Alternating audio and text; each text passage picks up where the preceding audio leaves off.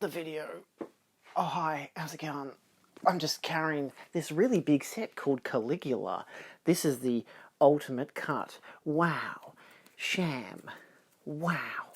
Just came in today. On a personal note, bad day for it to come in. But on a professional note, here we go. This is the 150 Australian dollar set. Comes with all four cuts. All four cuts? 5 cuts of the film, including the UHD version of the ultimate cut. I actually got it for $127.50, I believe, in the end. Free postage. And I was expecting it next week, and it came in today. It's a Thursday that I'm filming this. So I've never seen the film. I've only seen one Tinto Bass film before, which is All Ladies Do It. I just happen to still have the 4K over there. Don't judge me. So yeah, this is a hell of a set. It was mostly because I could get it for a cheaper price that I decided to actually get it.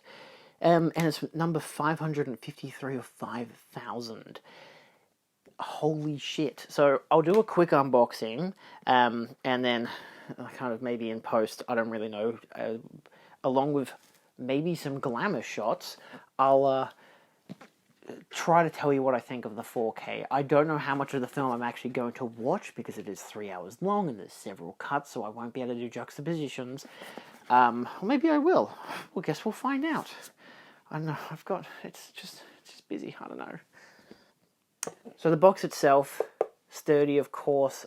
Really nice artwork. I like the kind of marble pillar-esque design. Nothing on the top or the base.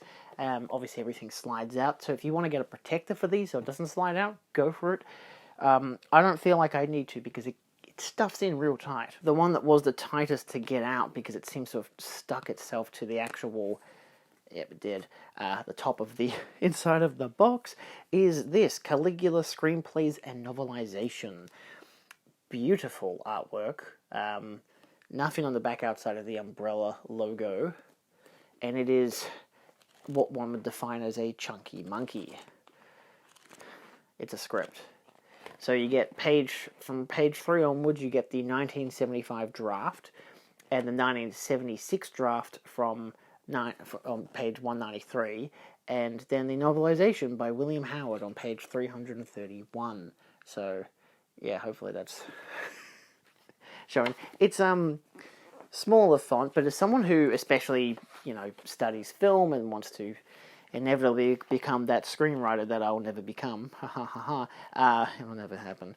This is the kind of stuff that, you find admiration in, and it's really fun as a collector of, oh look, there's the novelization, as a collector of films to be able to juxtapose the film to the screenplay, whether an original screenplay, the draft, the final draft, whatever it be. So this is a really interesting way to compose that, much like the previous Super Mario set had the same ordeal. Of course, you get the standard slipcover version inside, which is also really nice. Look, the artwork is stunning from the get-go.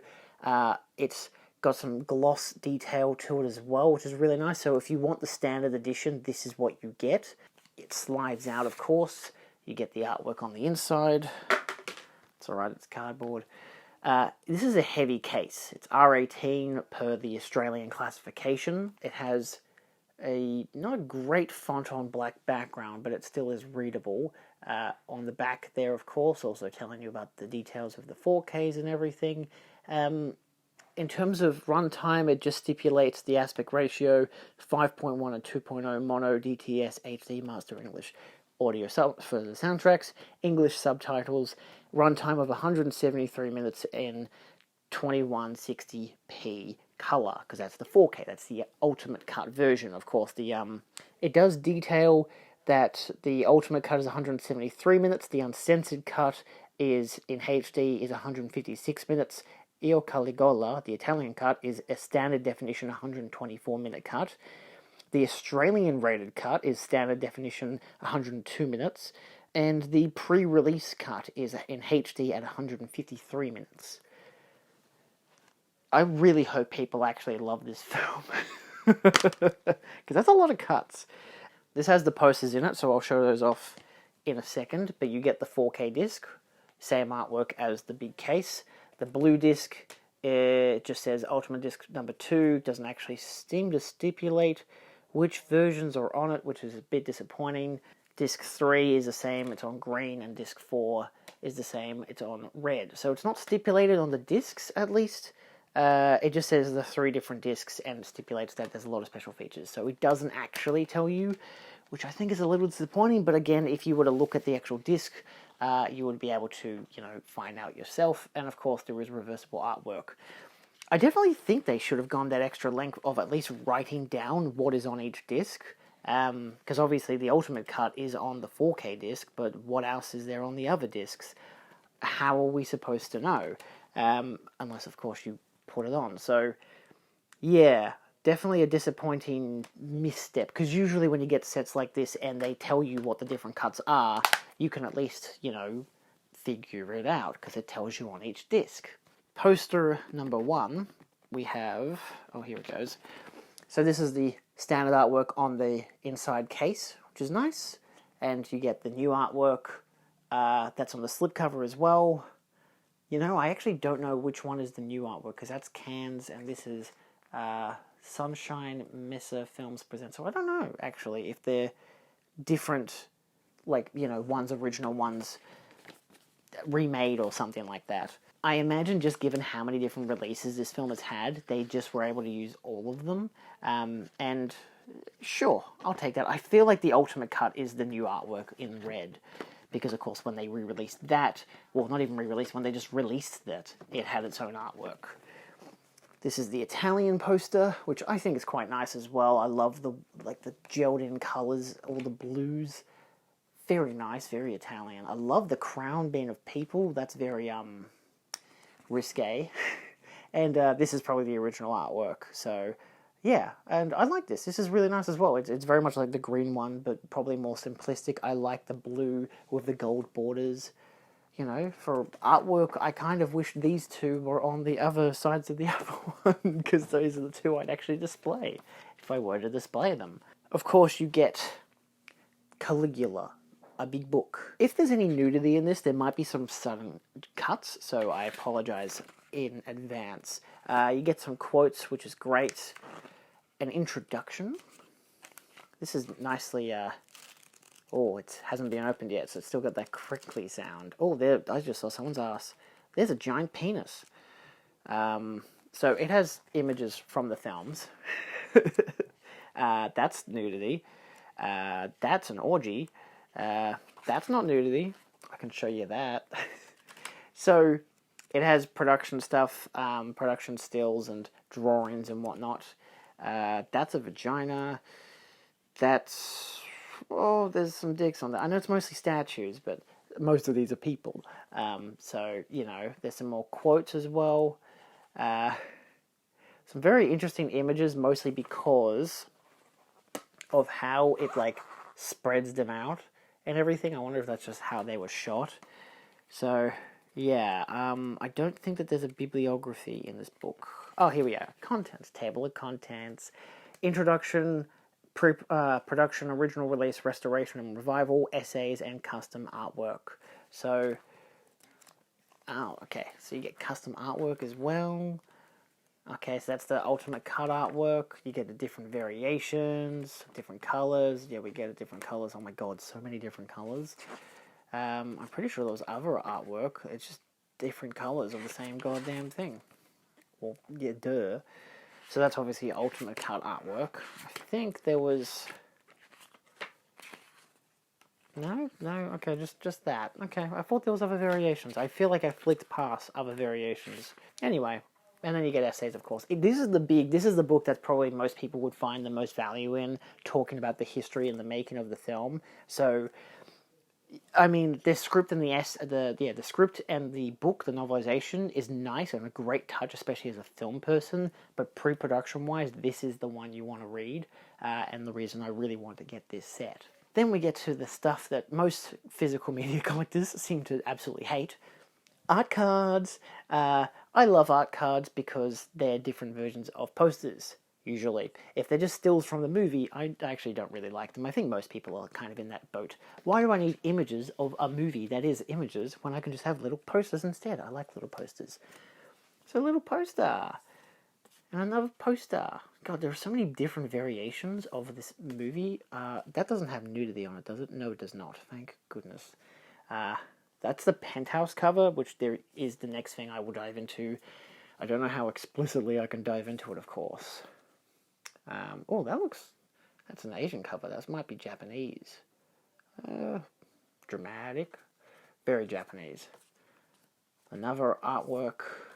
Another one as well. Yeah, this is all just posters. Okay, that's respectful. I like that because, as it goes, there's so many posters. That's a great array of mini posters. So, again, I know people would dislike that, but I actually think that this is really cool. They're nice, hand size and everything, and they've got just so much variation to it. I like that. That's really cool. And last but not least, the Penthouse magazine. I don't know how much I can show of this, but there is an ad for cigarettes. I don't endorse this. Cancer is bad. But that's cute. That's for the likeness of the actual Penthouse magazine. Of course, you get some more ads for more stuff that will eventually kill you. Oh, that's got some crinkling sound. And then you got the film. Oh, all these pages are going to crinkle like that. So yeah, it's got a vast array of images, and that's just titties. I can't show that on YouTube. That's titties and ass. Oh, that's some sexual positions. I know that one of the cuts of this movie is basically just porn. That's just nudity, a lot of nudity, a lot of tits. There's no... Oh, no, there's titties there. I can't show that one. There's a butt there, so I add titties as well. You see what I mean? That's someone having oral sex. That's two people having... Oh, my God. Oh, this is... Oh, my God. You think this stuff is crazy, but then you watch Spartacus and you realize, yeah, nah, of course. Not the Kubrick one, the TV show, of course. The one with Lucy Lawless. That's oral sex. This is mostly just nudity and sex. Oh, look, there's articles. Oh, the one thing everyone loves about Penthouse magazine. More articles about the movie. So I guess this is maybe, if this is a complete recreation of the actual thing, it's definitely emphasizing the nudity and the sex to get people's butts in seats. Hey, there's a bunch of nudities and the sex scenes. I'm saying it wrong deliberately. And it gets people to watch the movie because, of course, one of the cuts the producers were like, we just want this to be basically an R-rated, not even an X-rated film. Because Tinto was known for doing those kind of things. And, he has a style to it because his Italian erotica is stylistic. But this is actually quite nice. It's got some really nice images to it. Again, oh, look, then they've got the pre-production showing the fake penis. Oh, that's really funny. I can't show that. You'll have to buy it yourself to look at fake penises. Most of the penises were fake in this movie. I mean, they'd have to be. That's usually how they can get away without it being a, complete porn. I can't show the last page, but it's... Oh, there's also a giant penis there, but it's a fake penis. Like a really, really, giant. Anyway. This is interesting. Yeah, magazine for men. Yeah, who'd have thought? As a general gist for just packaging and just buying the big set... outstanding. Again, Umbrella seemed to have this knack of just making some absolutely insanely beautiful sets. Much like their previous Super Mario Bros. Set, which again, is so goddamn beautiful. Whether you like the film or not, and again, that sits with Super Mario, they put in the effort to make sure that this is the best version that you could possibly get. So if you want to fork out all the money for it, this is the way to go. And I give them props to that because, sure, you can still get the standard version, which comes with the 4K and all the other cuts on the Blu-ray and all the special features. There's nothing of that that's exclusive to this set. But what is exclusive is all the books. And most moviegoers are not going to want the books, which is perfectly fair. It's perfectly reasonable. You don't want posters, you don't want art cards, you don't want booklets, get the standard release. But as a collector, this is an exceptional set. Now I just need to watch the movie. And luckily there's so many different variations of it that I can find different appreciations to each different cut. So I like that. I like that they went above and beyond to get each cut available. So yeah, I have the 4K disc up and running. The opening menu has what seems to be a clip from the actual film. Not a montage or anything, just a particular scene, which is fine. Again, it's not to the best modern standards, but I think it's better than just a standard image, whatever.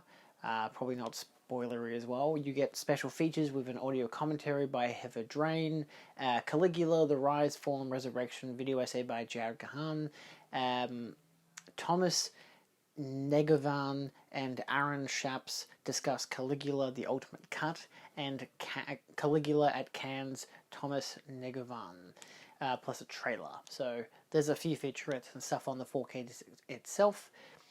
Setup-wise for audio, it has the audio commentary, of course, which you can select. There's also a 5.1 audio track and a 2.0 audio track and subtitles that you can trigger as on and off.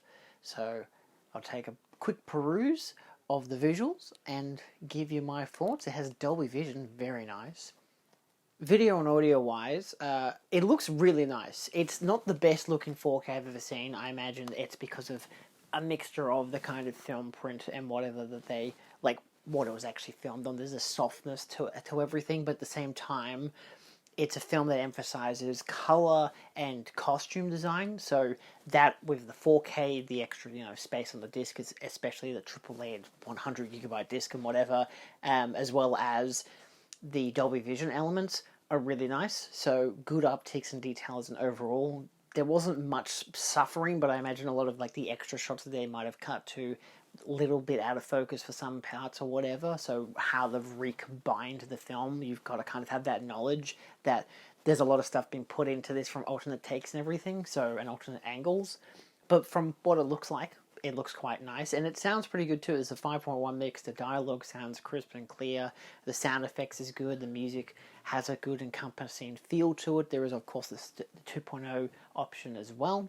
But look, I'm happy with the look of it so far. And I've just skimmed through different scenes and different sections. Bitrate varies per the lighting and per the scene. Never too high, never too low, but I am not the best at knowing which version of bitrate is a good, healthy version, but also it is a 3-hour-long film on a big disc, so you hope for a good size that can encapsulate it all, especially because it also houses special features on the disc. But as an overall look, I'm happy with the standard looking 4K release of it. Audio, picture-wise, sounds and looks good. There might be ticks and details here and there. Again, it is a 3-hour-long film that someone will definitely pick up on, but I'm not currently going to go through that amount of length. But what I will say, at least, if you're just planning on getting the 4K release, it is definitely a film that qualifies for needing the 4K release, and especially with all the different cuts. Is it disappointing that they don't have every single cut on 4K? Maybe, but not really at the same time. The variation with having different standard definition cuts and whatever for like the Australian cut and like the Italian cut and whatever is quite nice. The preview cut being in HD and of course the ultimate cut itself being in HD of course is a great benefit. So there's a good variety of options, and that'll give you a various amount of quality in terms of image and condition. So you could contrast the standard definition Australian cut print to the ultimate cut 4K UHD and be like, okay, I can definitely see where the 4K UHD is a huge contrast and a much better presentation of the image. And if it's the preferred final version of the film that people should see, then that's good. But if you want to see the alternate versions, or if you have a preferred, I want to see more porn or less porn, then you have alternate versions to choose from. So, yeah. Well, that was Caligula. Let me know your thoughts down below. Are you going to get this deluxe collector's set, or are you just going to go for the standard set, or wait for it to go on sale? I know I would have. I mean, hell, I got this on sale. This is $127 down from $150. That was a good sale. But again, the standard Australian release at JB Hi-Fi, I think retails for like $70, $80, and that doesn't come with all this extra stuff. So for $47 extra dollars, maybe $57 extra dollars, I'm getting a beautiful set, beautiful artwork, a beautiful design set. It's mind-boggling how amazing this set looks. So it'll be a great display piece, and I really respect that. So props to Umbrella, you've done an amazing job. I cannot wait to dive into the actual Blu-ray, fully embrace Caligula. See you guys next time. Adios.